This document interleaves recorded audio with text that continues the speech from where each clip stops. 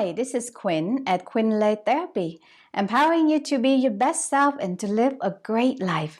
Today, I'm very excited to have a guest on my channel today, Sandy Abley, and she would share with us her knowledge and expertise around the subject of money and finance. Because as you know, it's one of those things that often we don't talk about. We don't learn much at all in school. And yet it's a very important part of a person's well-being and a balanced life. So let me introduce to you Sandy Abley. So Sandy Abley, she is a money coach and consultant who practiced in the areas of estate and tax law for over 15 years. She is a certified financial planner and a trust and estate practitioner. Sandy is very passionate about helping others to better understand money, finance, and planning so that they can grow, maintain, preserve, and ultimately transition their wealth. Sandy guides you to better enjoy your wealth, worry less about money, and make the right financial decisions for yourself. And leading a successful and balanced life means having your financial life in order. So please help welcome Sandy with me. And Sandy, thank you so much for coming onto my channel today. Thank you very much, Quyn, for inviting me. It's a pleasure. Yeah. Oh, it's my pleasure. And you know, money is and finance is one of my favorite subjects, actually. Yeah, so Sandy, can you share with us a little bit about your background Sure. and how you have chosen to become a money coach and consultant? Well, it was many years in the making. As a background, I did come to Canada as a Vietnamese refugee. And I was very young when I arrived. And, you know, my parents, like many other refugees, when you come to Canada, you typically don't come with very much money as a refugee, right? Because you're escaping your home country because of warfare or some other disaster. And so my parents didn't have a lot of money when we first arrived. And I think when you're a child and you come and you know that your parents don't have a lot of money, you don't tend to ask for very much. And my parents really focused on education, the importance of it. And they weren't shy about saying, no, you can't have that because, you know, we don't have enough money. We can't afford to send you to ballet or whatever.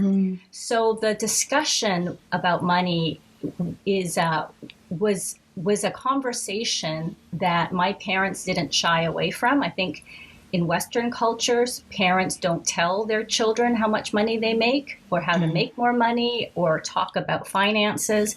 But in my family, you know, I would watch my father do the taxes, you know, by hand and, you know, make calculations. And we talked about math and we talked about careers. And I think that those are very important conversations to have when you're young with your family, because then you realize there's like no shame in not having money. Yes. Just it's, you know, maybe you can find a solution, right? To creating more wealth if you don't have it. And did you start out as a money coach and consultant? No, I didn't. So in terms of my education, my first degree was in business and psychology. And then I worked for 6 years and then I went back to school to do law school. And, you know, along the way, I had many different careers, right? I was an executive assistant at GE Capital. I was, you know, a lawyer, not only in private practice, but also in the big banks, in three major big banks.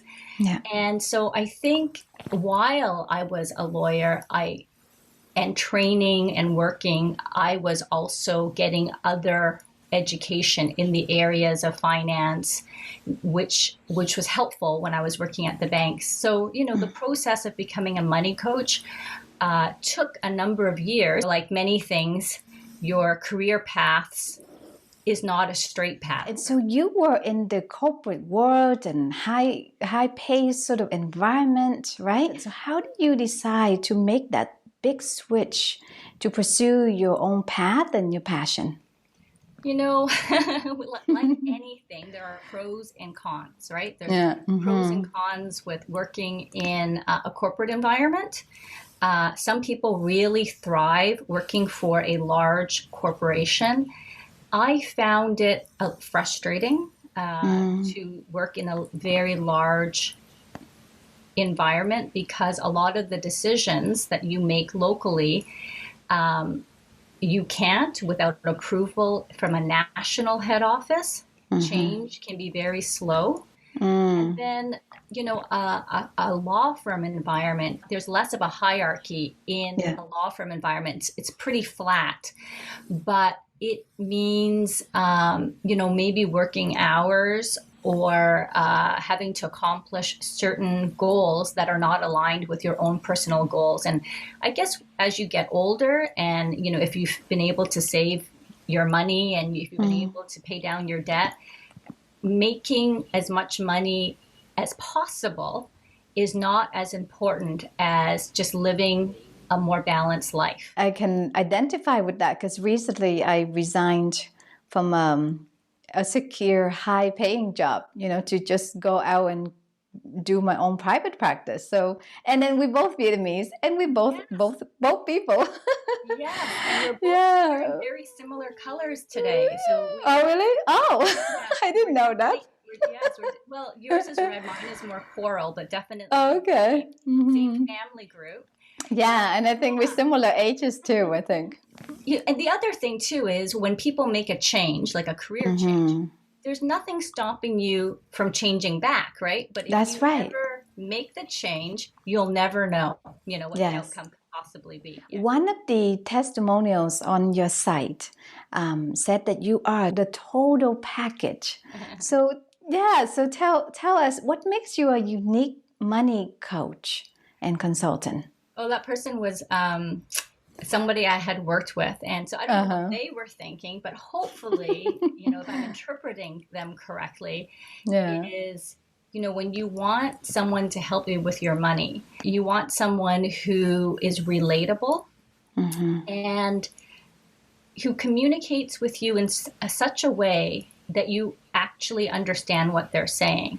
And I find that people who are very technical in their area of specialty, and when they talk about tax and when they talk about RRSPs and they talk about ratios and all of that to do with finances, it can be very intimidating and confusing.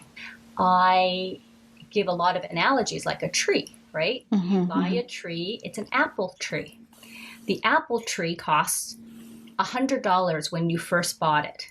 And now that the apple tree has matured and now it produces more apples, if you were to sell that apple tree today, it's going to be worth $200. So that's a capital gain of $100. But the actual apples on the tree you can also sell. The apples are income or dividends. So I like to I like to draw pictures and I like to use analogies that everyone can relate to, because I think sharing information and knowledge is only valuable if people understand what you're saying. Yeah. Can you comment on sort of what have you noticed the connection between happiness and money? So the connection between happiness and money is not a straight path. It's not like money equals happiness. It's not like that. You know, I know people who are worth tens of millions of dollars who are unhappy and are actually very, very scared every day that they're going to lose it, even though it's an impossibility. They just have this fear that they live in their lives. And then, of course, I know people who are students, you know, and they don't make a lot of money and they have a very happy life, right?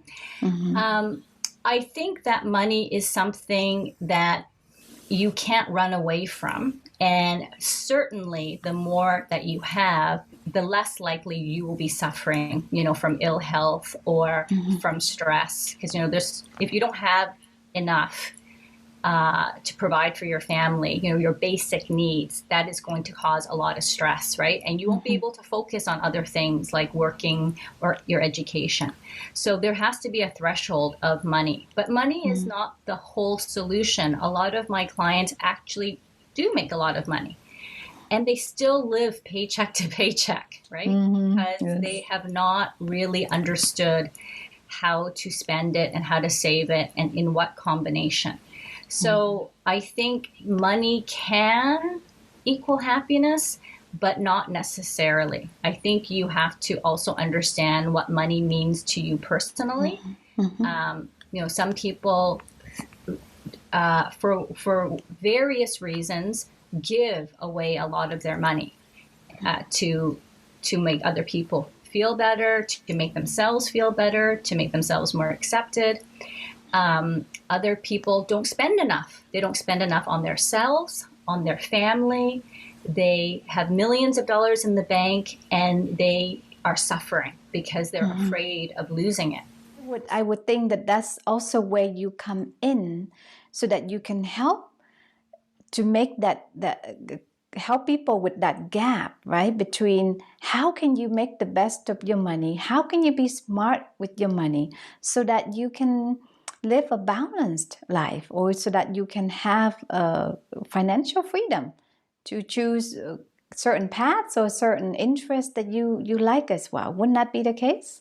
Right. And definitely. And a lot of it has to do with being present and not ignoring what you have and what you're spending, right? Because a lot of people don't even know how much money they make if they make, if they're not tracking their income properly. Right. Okay. And some people don't actually know how much they really spend. Right? Yes. And they're always short, and because they have taxes that they have to pay on a quarterly basis. Yeah. They're always short, and so they fall into using their line of credit because they haven't planned, because every month or every week they're not putting some aside for taxes, just as an example, right? Yes. So organization, interestingly enough, and planning, and actually acknowledging in the present what it is that is happening in a truthful manner and not sort of hiding, whether you have a lot or a little. The truthfulness of your situation and coming to terms with it is really important, because we can't make changes or recommendations until you acknowledge the truth of your situation. So it's sort of like looking in the mirror. Right. Is it like that? You see the imperfections. You also see the beautiful things that you look, right? Right. And you can't be embarrassed, like I know. Yeah, that's right. It can be a very embarrassing topic. And I guess because of the way I grew up, and it was so honestly spoken about in my house, I find it, surprising how secretive people are about money. Oh, right? Yeah. Like here, like you cannot ask people how much you make. That is a taboo subject. Right. Or how much you spend. Right. And in other cultures, it's like the first thing people will ask you. I know, yes. You go to another culture, like, how much money do you make? What do you do for a living? I guess maybe because some people feel that how much money you make is part of your worth. Even the sharing of information, like how much income you make, right? Yes. Is actually really important to share. I had been working at a law firm, and this very successful, partner talked to me about once a month meeting with other very successful lawyers in his specialty, and how they always, as a group of men, talked about money. They talked about how much money they make, how much their law firms were paying them. And, if one guy was sort of making a lot more than another person, then they had sort of like the information to go back to their firm. But women tend to be more closed off about sharing among each other. Yeah. And I find that when women do share, they will get paid more. If they ask for it, they'll get paid more. If they share the information, they'll get paid more. And so we have to sort of get over that stigma, because we're never going to get more money if we don't ask these questions. So what are some of the beliefs or habits or attitudes that prevent people from achieving their financial goals. Belief might be that their skill or talent is not worth as much to other people as they think. And in fact, their skills and talents are maybe worth a lot more than they think. Yes. Another could be fear. So maybe they are a very smart and bright person, and maybe they are working in a job that is not fulfilling and, maybe pays the minimum wage, but there is a fear of, applying to that program in case they might not get accepted. Because, one of the ways to make more money is to enhance your skill level and your education. If you are working in a low skill in low skill employment, and you want to increase your skill, and that could be becoming a plumber. I'm not saying everyone has to be a doctor or a lawyer, but whether it's getting more training in the area that you like. If you pick a career where there are less people in those levels, the demand it just automatically means you're going to get paid more, right? Like Yes. brain surgeons and pilots get paid a lot because there's not that many of them. And then I think a lot of people that I have met who are financially successful, many of them are organized. Many of them come to me with a binder, Yeah. spreadsheet of exactly their net worth, of exactly their expenses, of their, they know what money is coming in and they know what money is coming out. Yes. And they have been investing their money and they are very organized. Of course, there are successful people who are not super organized. They have, but if they were, they would be even more wealthier. Yes. Yeah. And that's the thing, right? People who organize, who care about it would seek out to see you. And the people that need to see you the most, probably the people that may not seek out for you. That is true, actually. I actually had a client who was extremely organized because they're doing everything online and on Zoom or Microsoft Teams. He is a very successful physician in another province. And, when he first came to me, I said to him, I don't think you need my help. I think you sound like you have everything in order. And there were a few things that he could tweak to reduce his risk and his overall risk for his family, which I suggested. And, it was a couple of hours that he spent with me, but for him, it was worth it because those were important risk factors he wanted to eliminate in his plan. Yes. Yeah. And when you deal with a lot amount of money, right? Spending a few hours, paying someone for a few hours, that's probably a fraction of that person's finance, I would think. That's right. And when I was doing that radio interview that you first heard about me, one of the hosts was talking about a new tax that had come in a few years ago in Canada, in BC, because we have a vacancy tax in British Columbia, an empty home tax in the city of Vancouver, and we have a vacancy and speculation tax that applies to certain regions in British Columbia.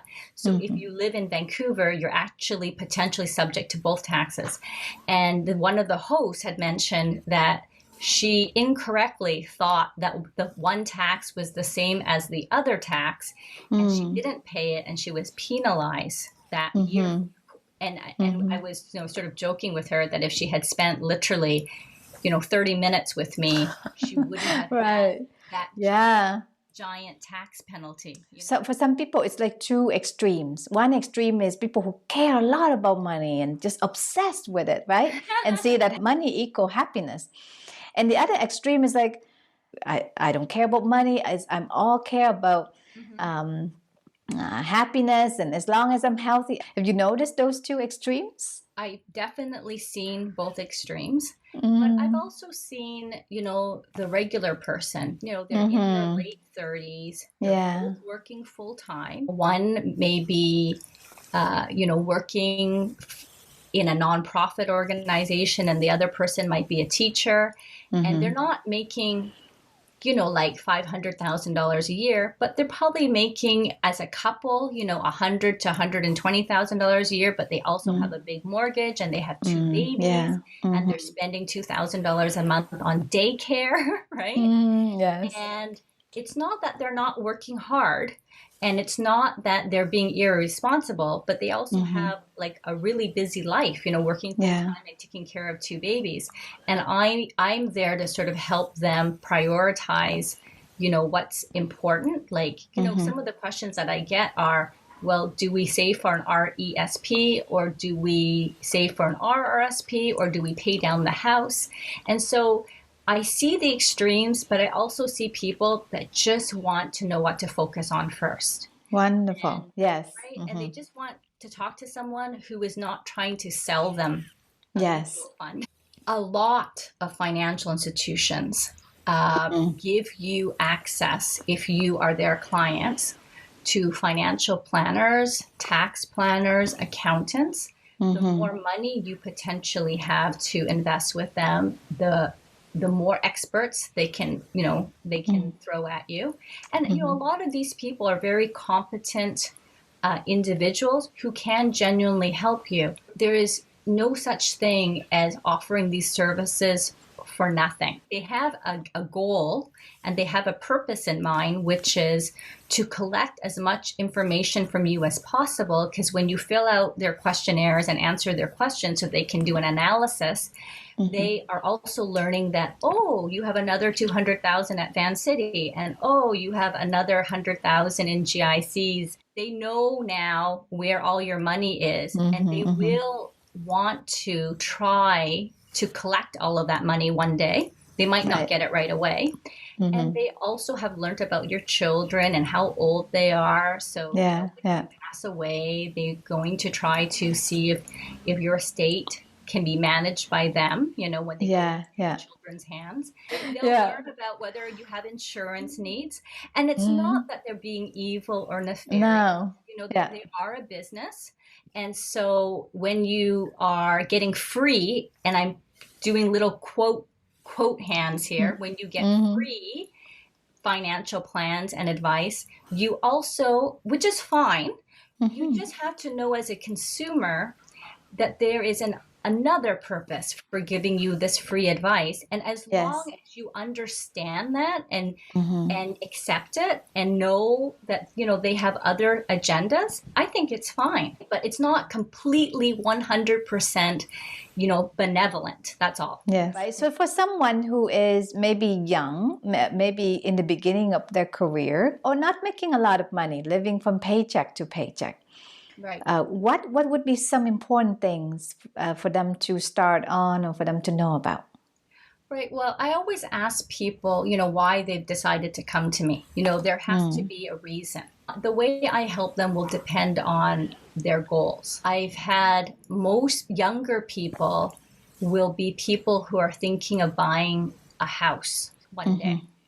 And they want to know from me, what are all of the things that they have never thought of because they've never owned a house before, right? Because people think about the mortgage and the utilities, but they don't know about something like the property transfer tax that they're going to have to pay when they buy a house. And they don't know about property taxes that you have to pay every year, right? Yes. And strata fees and special assessments, if you have to replace all the pipes in your condo. And insurance. And they don't know about how much it costs to maintain a house. And so I talk about all the things that no one really tells you, and I help them make a list of all of those things. But like for really, really young people, one of the things I always talk about when they're just starting out, and no one ever talks to them about it, is things like, are you moving in with your boyfriend or girlfriend? And do you know that when you move in with them, after a certain period of time, it's very much like being married. And if you break up, you might have to pay spousal support, or that half of everything that you have that has grown in value during the time that you've been together might have to be shared, or if that person has earned a lot of debt at the time that you've been together, did you know that you're going to share the debt 50%? And you break up 10 years later after that young person has had a very successful music career and their music is now worth $1 million. Can you talk a little bit about, because when people are younger, well, I guess older people too, there's that need to spend a lot more than you make. Can you talk a little bit about that? Yeah, right. I think when you are a little bit further in your career and you're now making, more than 100,000 or more than 200,000, right. You feel like maybe I could get a boat now and maybe I can get a second home now, right? And you are able to take on more debt because you qualify, right? That's right. Yeah. The temptation's a lot more. That's right. I think that potentially is more of an issue because at that point, if you do a net worth statement, they look like they have a lot of assets, but they have a great deal of debt. So if they were to become disabled, that's my greatest fear is that, if they were to suffer a brain injury or long-term COVID and couldn't work, then to me, that is a very big risk factor that maybe they've never thought about. So for people who, who make good money, is there anything else for those people to be aware of?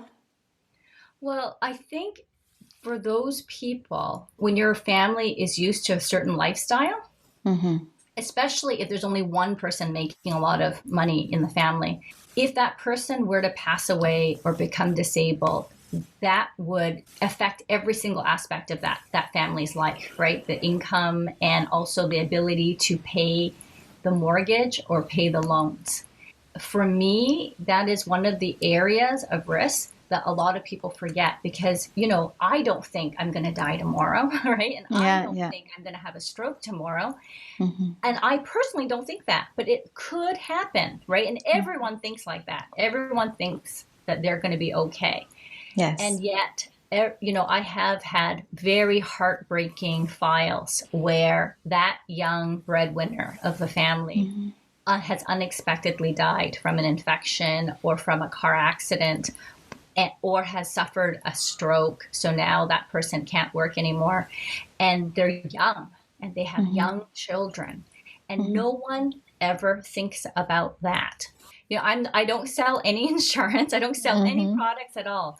I just want people to know that as they're incurring debt and as their family is enjoying a really nice life, if that person, for whatever reason, can't work anymore, how is that going to affect their lifestyle? And is there something that they can do to protect their family's wealth and income before that happens? Even if the non-breadwinner passes away, if that person is the primary caregiver, a 1-year-old and a 3-year-old, well, that person is valuable, right? And to replace that person with a nanny, a driver, a cook is going to cost money, right?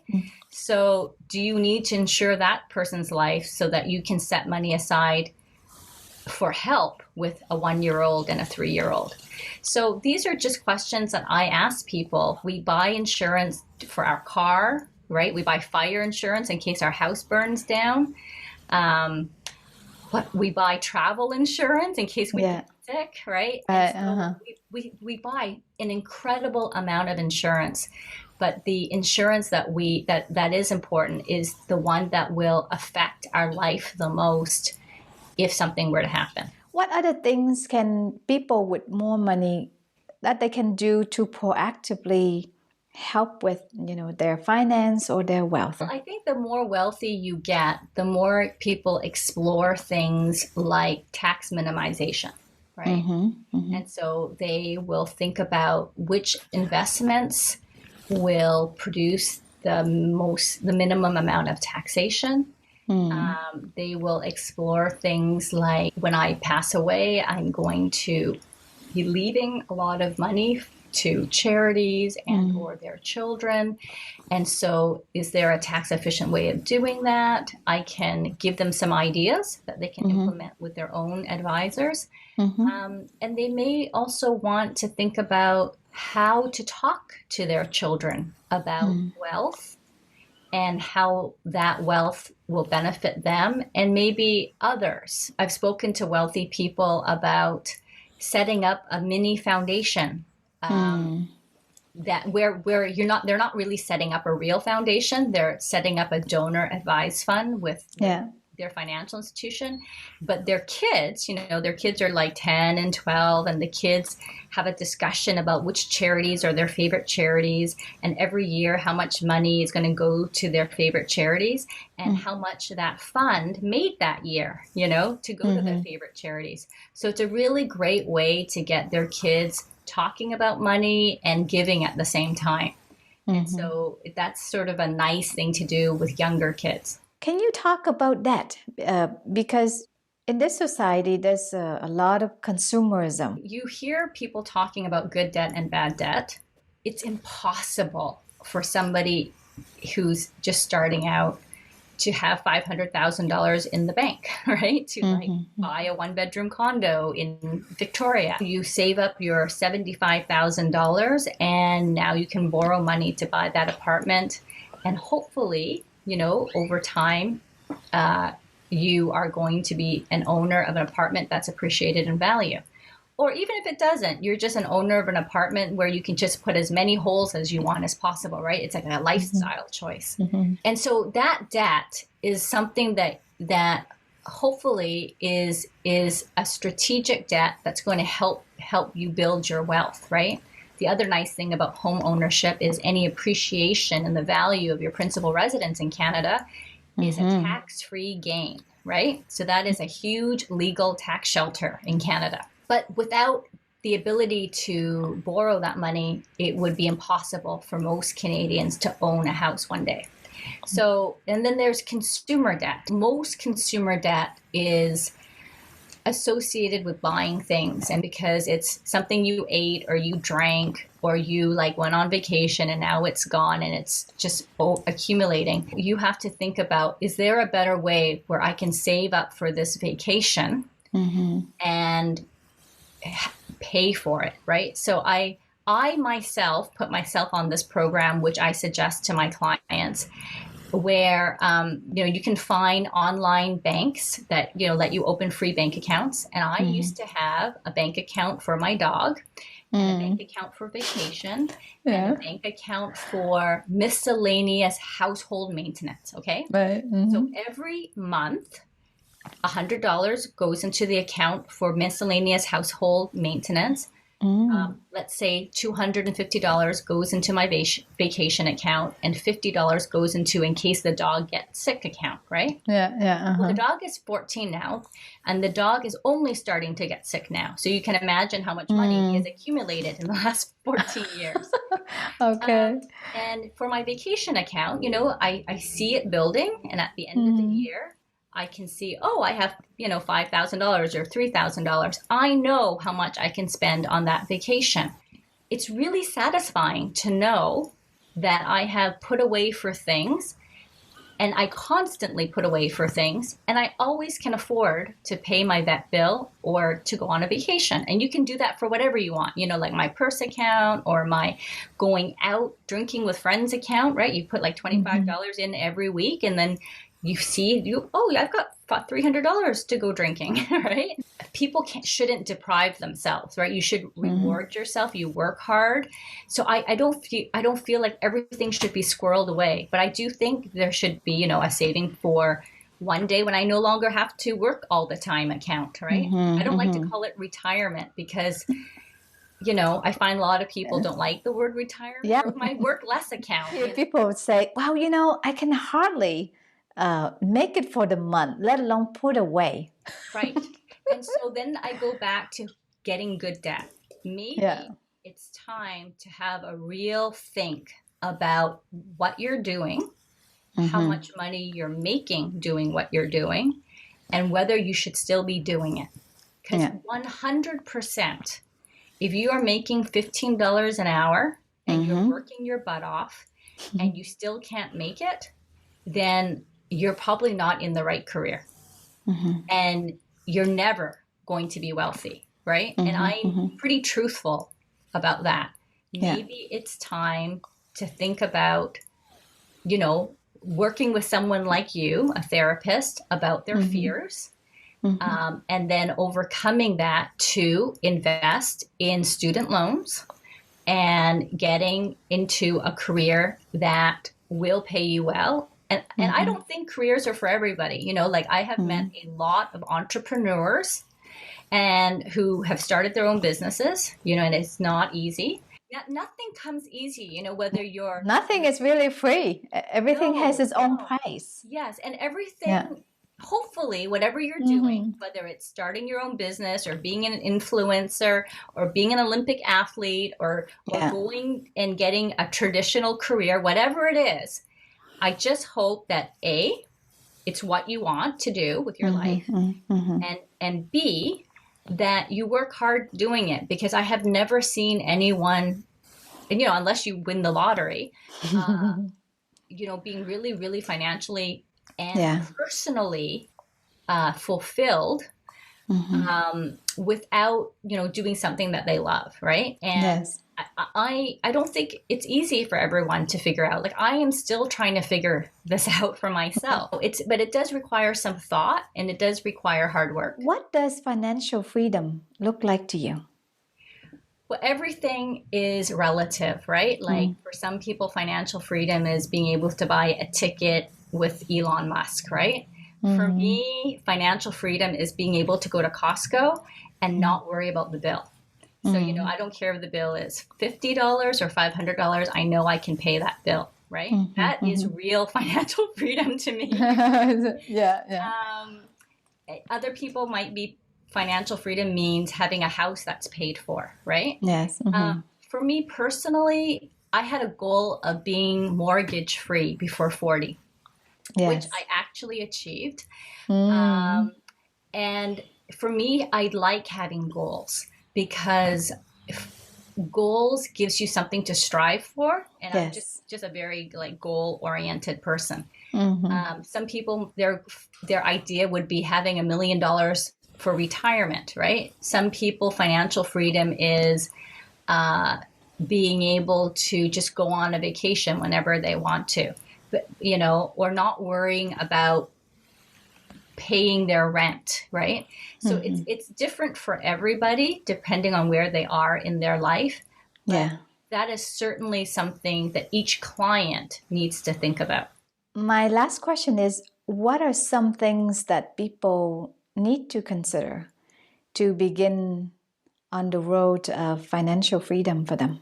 You know, because it's so different for everybody, it's hard for me to say, because you know, some people are retired and they have a very fixed income, but they feel really satisfied with their life because they don't spend more than they make, right? You know, they feel really satisfied because their house is paid off, and every now and then they can buy a really delicious steak or crab. But they travel, right? But they don't. That's right. Travel, and they don't have expensive purses. You know, they don't have lots of material things. They just feel financially free because they can live within their means and they're not suffering. You know, they don't feel deprived, right? And then other people, financial freedom means being able to go first class to Hawaii, right? And so I think you sort of have to evaluate your wants and needs and think about, you know, how grateful you are for what you have. You know, most people in Canada are more well off than the majority of people anywhere in the world. Interestingly, really wealthy people with lots of money, they may be financially free, but they don't think about their life as financial freedom. They think about how much can I give to my society, to charities, how much of my work is meaningful to others. So I think, you know, financial freedom, money, happiness, wealth, and a well-being is sort of all interrelated. I think we talked about that right at the beginning. I talk about, and I think you talk about having a balanced life, right? And I think financial freedom, which means different things to different people, is one of these factors that is part of, family and friends and mental health and physical health and exercise. And it's just all together encompassing, and if one thing is out of whack, your whole life sort of is stressful. Sometimes you need a therapist, and sometimes you need a coach or trainer to help you exercise. Yes. And sometimes you might need, a financial or a money coach. And I think it's just knowing how to get your life into balance. I love that. It seems to me anyway, right? Like people who coach people or guide people around money more only focus on the money part of it, the numbers, right? But for you, you really talk about that as well as, living a balanced life, or everyone's goals or success or financial freedom is different and it's subjective. And to me, because I remember 7 years ago, I was living in Vancouver in a 1-bedroom apartment. And, freshly out of school, I had a big student loan, like $70,000, and then some debts on my credit cards at that time, so close to $100,000. And I remember reading some of the books. I think one of the books that really helped me was the Wealthy Barber. Yes. He talked about I read that. Yeah, well, I didn't know that. And I read that when I was 35. And that really started to make me think about money and what can I do. And so I think within 6-7 years, I've been able to resign from a job and have a waterfront home and almost, not quite yet, mortgage free. And being able to, choose if I want to work a lot for money, I can. If I don't, I'm okay too. Exactly. Right? And like that doesn't happen without planning, right? Not at all. It took a lot of planning and Yes. Another really interesting book that changed my life when I was young, I probably read as a teenager or a young adult, is called The Millionaire Next Door. Oh, okay. You should read that. It's like the two books, The Wealthy Barber and The Millionaire Next Door. Yeah. And the original Millionaire Next Door. And that was a real life-changing book. And The Millionaire Next Door talks about the profile and characteristics of millionaires. Yes. What's interesting is that most millionaires wear Seiko watches. They drive, a Toyota. They live, they don't look like millionaires. It's the point of the book. And the reason that they are millionaires is because they don't look like it. They're not spending all their money. That's right. And that was a real life-changing read for me. Because my mom used to say, you see that guy with the really, really fancy car? Yeah, he has no money. He probably is in debt too. Oh, yeah, you're lucky, because my parents' attitude was, life is short. Spend what you have. It's a balance. I definitely think you should enjoy what you have. I think it's very sad when people are too afraid to spend what they have. And that's not freedom, right? Yeah, that's not freedom. That you may have more money in the account, but you're not free. That's right. So it's all a balance. Yes, balance. Well, thank you so much, Sandy, for sharing your expertise and making this also fun as well. So I really appreciate that. Well, thank you very much for thinking of me. I had a very enjoyable time speaking with you.